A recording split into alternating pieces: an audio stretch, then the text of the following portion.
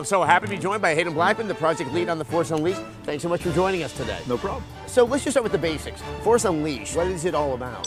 So The Force Unleashed is the next chapter in the Star Wars saga. It puts you in the role of Darth Vader's secret apprentice, and fundamentally the game is about reinventing the Force. We've reimagined the Force, we have the Force out of control, over the top, and we really wanted to give you kind of a visceral Force wielder experience. Now, obviously, this is due in part to the fact that we finally have technology that can really sort of capture what the Force is all about. What can a player expect to do with his Force powers? So again, the Force is truly unleashed, so it is very kind of amped up. You're able to interact with almost everything in the environment using Force Grip, which is kind of the telekinesis of the Star Wars universe. You're able to blast through doors using Force Push. When you hit a stormtrooper with Force Push, it doesn't just knock them over, it sends them flying back like they've been hit by a cannonball. You're able to grab TIE fighters and actually throw them at enemies, and we even have a sequence in the game where you pull a Star Destroyer out of the sky.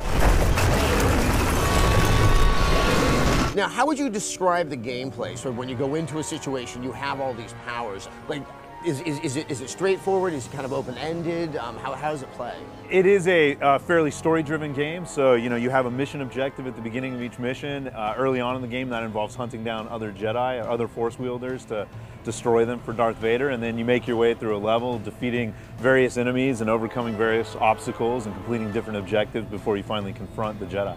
Do you actually begin the game with the Force leashed?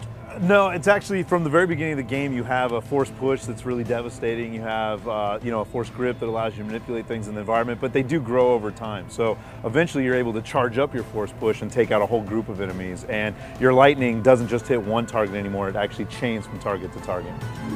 This is the most ambitious Star Wars game that you've ever attempted, or anyone's ever attempted. What are some of the biggest challenges you found in its development? Well, really, we kicked off, kind of knew everything with this game. So, it was a new team.